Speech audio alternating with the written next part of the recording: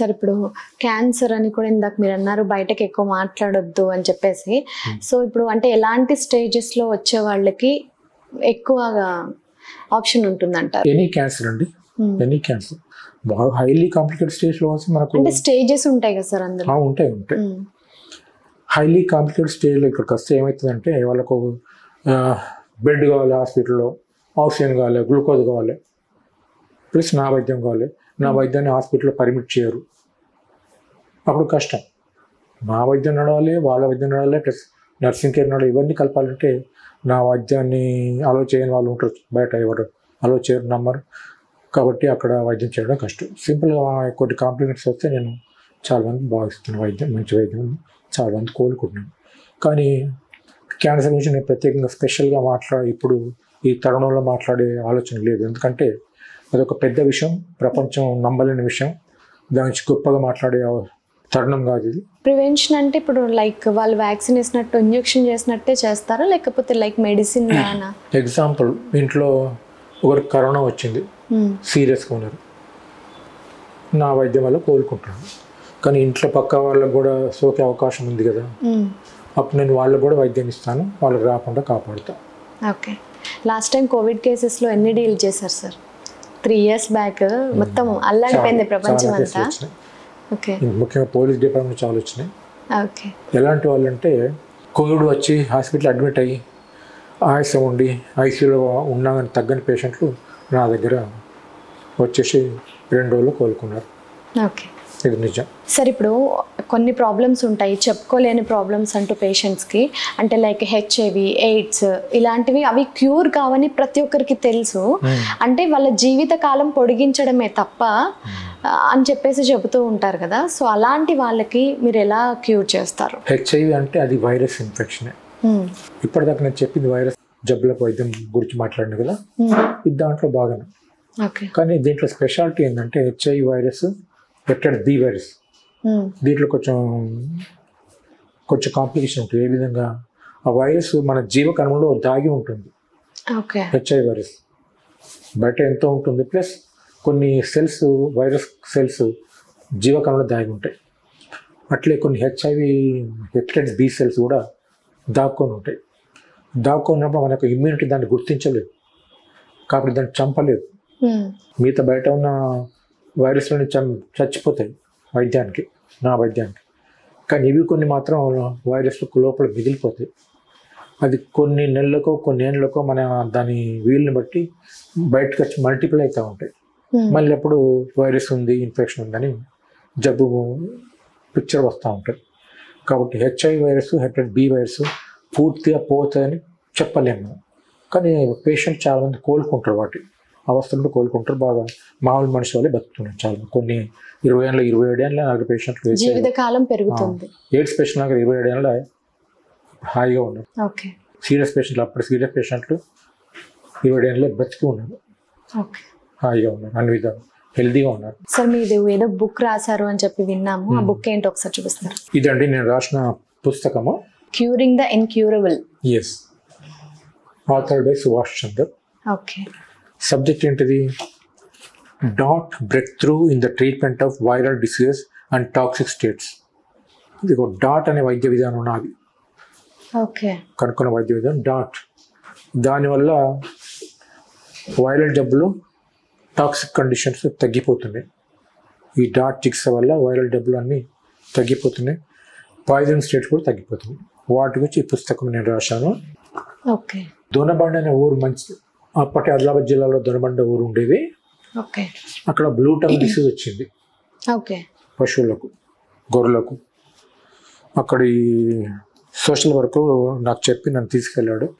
అక్కడ నా క్యాంప్ పెట్టాను ఒకరోజు. వాటన్నిటికీ నాకు వైద్యం ఇచ్చాను. బ్లూ టంగ్ డిసీజ్ గొర్రెలన్నిటికీ. కొన్ని చనిపోయింది అక్కడ, అప్పటికే చనిపోయింది. గోట్, ఒక మేక, గొర్రెలు అట్లా చనిపోయింది అప్పటికి చాలా. ఇక్కడ ఏంటిది, గొర్రె యొక్క నోరు పచ్చి పచ్చి చేసి పుండు ఉంది. ఇవన్నీ దాని యొక్క సిమ్టమ్స్, జబ్బు యొక్క సిమ్టమ్స్. ఇది నేను క్యాంప్ చేశాను కదా, ఇది జబ్బు యొక్క సిమ్టమ్స్. బ్లూ టంగ్ డిసీజ్ వచ్చిన గొర్రెకు నేను ఇస్తున్న మందు చికిత్స ఇస్తున్నా. ఓకే. పిక్చర్ ఇది. అంటే స్టార్టింగ్ మీరు యానిమల్స్ కి కూడా ట్రీట్ చేసేవారా సార్? అందులో ఇంకో చిన్న విషయం, నేను బ్లూ టంగ్ డిసీజ్కే వైద్యం చేస్తున్నా ఓకే. గొర్రెలకు. ఓకే. ఇంకేం ఆలోచన లేకుండా దాని మందులు లేదు బయట నేను చేస్తున్నా, రిజల్ట్స్ వస్తున్నాయి. కానీ ఇది ఒక గొర్రె ఏమైందంటే ఆ బ్లూ టంగ్ డిసీజ్ వల్లనే కన్ను గుడ్డి అయిపోయింది, పొర వచ్చి గుడ్డి అయిపోయింది. ఆ విషయం నాకు తెలియదు. నేను మామూలు బ్లూ టంగ్ జబ్బుకే వైద్యం ఇచ్చాను. కానీ నెక్స్ట్ విజిట్ పోతే ఏమైందంటే ఈ యొక్క పొర పోయింది, నార్మల్ అయిపోయింది, చూపు వచ్చింది. ఓకే. నా వైద్యం వల్ల బ్లూ టంగ్ జబ్బు పోయింది. దాంతో వచ్చిన చెడు ఏంటిది, ఈ కంటిలో పొర అనేది కూడా పోయింది. నేను ఊహించలేదు, ఎక్స్పెక్ట్ చేయలేదు, కానీ జరిగిన నిజం. ఇది ఒక వండర్, సైన్స్కే వింత. కంటి చూపు పోయింది, పొర పోయింది, కంటి చూపు వచ్చింది, చిన్న ట్రీట్మెంట్ వల్ల. సైన్స్ వింత ఇది. సార్ అంటే ఇంతకుముందు మీరు యానిమల్స్కి ఏమన్నా వైద్యం చేసేవారా అని అడిగాను. యానిమల్స్ ఐ మీన్ ఇప్పుడు గొర్రెలు చూపిస్తున్నారు కదా, సో వాటికి కూడా వైద్యం చేసేవారా ఒకప్పుడు? మనుషులకు చేసే డాక్టర్నే, కానీ చెప్పాను కదా, ఒక గొర్రెల కాపరి వచ్చి ఏడుస్తున్నాడు. ఏమైందంటే నా గొర్రెలను చచ్చిపోతున్నాయి. ఓకే. ఎందుకు అనుకుని నేను వైరస్ వల్ల అనుకున్నాను. వైరస్ జబ్బుకోవచ్చు, నేను తగ్గిస్తే పోవచ్చు, ఆ బ్లడ్ శాంపిల్ పట్టుకోనని తీసుకురమ్మని చెప్పాను. బ్లడ్ శాంపిల్ పట్టుకొచ్చిండు. నా పద్ధతులు దాన్ని పర్సంటేజ్ చేసిన, ఆ మందు ఇచ్చిన ఆ రైతుకు ఆయనకు పోయి ఆయన గొర్రెలన్నిటికి ఇచ్చేసాడు, కొత్త వాటికి కూడా ఇచ్చాడు. దాంతో ఉన్న జబ్బున్న గొర్రెలన్నీ బాగైపోయినాయి. అయితే మిమ్మల్ని సైంటిస్ట్ అన్నారు సార్ యాక్చువల్గా. కొత్త వాటికి జబ్బు సోకలేదు. ఇది ఒక కొత్త వైద్యము, వింత రిజల్ట్, ఊహించని రిజల్ట్. ఓకే సార్, ఇప్పుడు ఎవరైతే హలోపతిలో కానీ వాట్ ఎవర్ వాళ్ళు ఏ ట్రీట్మెంట్ తీసుకుంటున్నారో వాళ్ళకి క్యూర్ అవ్వట్లేదు అని అనుకునే వాళ్ళు మీ దగ్గరికి రావాలి అంటే మీరు ఏం చెప్తారు? ఇప్పుడు అలాంటి వాళ్ళే వస్తున్నారు ఇక్కడికి, చాలా పెద్ద కేసులు వస్తున్నాయి ఇక్కడ, చిన్న చిన్న మందు లేదు తగ్గవని పేషెంట్లు ఇక్కడికి వస్తున్నారు. కానీ దానికి తగ్గట్టు మా ప్రచారం లేదు, ఎవరో తెలిసి వచ్చే వాళ్ళే అంతే. Okay. Mouth to mouth. So చూసారు కదా, ఎవరైతే మీ వల్ల అవ్వట్లేదు, మా ఇంకా హోప్స్ వదిలేసుకున్నామని అనుకుంటారో వాళ్ళకి డాక్టర్ గారు కంపల్సరీ వెనుక నిలబడతారు. అంతే కదా సార్? జరుగుతుంది మరి. సో ఫైనల్గా మా ఆడియన్స్కి ఏమైనా చెప్పాలనుకుంటున్నారు సార్? అందరికీ నమస్కారం అండి. నేను ఒక అలోపతి డాక్టర్ను, కానీ కొన్ని పరిస్థితుల వల్ల హోమియోపతికి మారవలసి వచ్చింది. వట్టి హోమియోపతి కాదు, వైరల్ జబ్బులకు కూడా వైద్యం తెలుసుకోగలిగాను. దాంతో చాలా వైరల్ జబ్బులు తగ్గిస్తున్నాయి. ఇప్పుడు వైరస్కి ప్రపంచంలో ఎక్కడ మందు లేదు, నా వైద్యం బాగా పనిచేస్తుంది. దానికి ఒక ఈ పుస్తకం కూడా రాశాను ఇప్పుడు దాని గురించి. దాని పేరు DAHT, డైనమైజ్డ్ ఆటో హిమోథెరపీ. డైనమైజ్డ్ ఆటో హిమోథెరపీ షార్ట్ ఫామ్లో DAHT. ఇది చాలా మంచి వైద్యం, చాలా సేఫ్, చాలా ఫాస్ట్, హైలీ సక్సెస్ఫుల్. ఇది ప్రపంచానికి కొత్త, కానీ చాలామంది తెలియదు, తెలిసిన నమ్మలేరు. వైరల్ జబ్బులన్నింటికి వైద్యం ఇది. కానీ కొన్ని జబ్బులకు మాత్రం జబ్బు పోతుంది, కానీ పూర్తిగా పోవడం కష్టం. అది ముఖ్యంగా ఎయిడ్స్ ఉన్న హెపటైటిస్ బిలో ఈ పరిస్థితి మనకు కనబడుతుంది. దాంట్లో వైరస్ పూర్తిగా తెలియబోదు, కానీ 90% వెళ్ళిపోతుంది. కానీ నాకు ఎయిడ్స్ పేషెంట్స్ ఇప్పుడు 27 ఏళ్ళ మందు వాడి బాగున్నారు, రిస్క్ లేకుండా బాగున్నారు. ఇది ఒకటి వైరల్ జబ్బులు. తర్వాత మొండి జబ్బులు. మొండి జబ్బులు అంటే అర్థం, ఆపరేషన్ చేసుకుని నడుము నొప్పి గురించి ఆపరేషన్ అయింది, తగ్గలేదు. కీళ్ళ నొప్పులు ఉన్నాయి, దానికి రుమటాయిడ్ ఆర్థరైటిస్ అంటారు, మందు లేదు. అలర్జీ, ముక్కు తుమ్ములు, దగ్గు, దమ్ము, ఎట్టిపోయినా తగ్గలేదు, స్పెషలిస్ట్ దగ్గర పోయినా తగ్గలేదు అన్న కేసులు.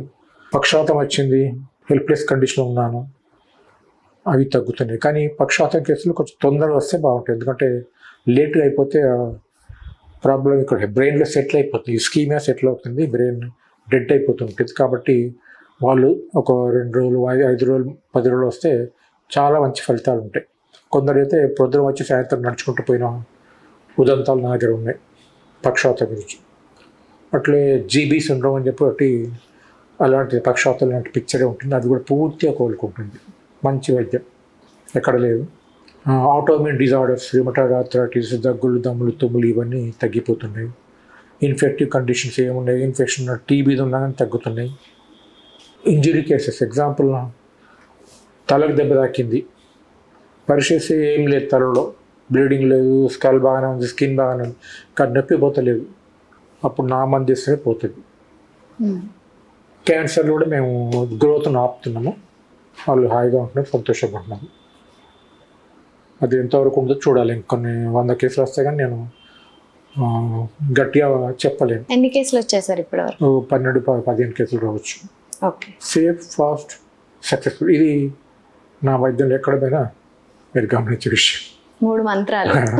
Safe, fast, highly successful. That cancer కానీ, వైరస్ కానీ, మొండి జబ్బులు ఏమన్నా కానీ. Okay, thank you sir. Like చేయండి, షేర్ చేయండి, సబ్స్క్రైబ్ చేయండి. మరిన్ని వీడియోల కోసం బెల్ సింబల్ పై క్లిక్ చేయండి.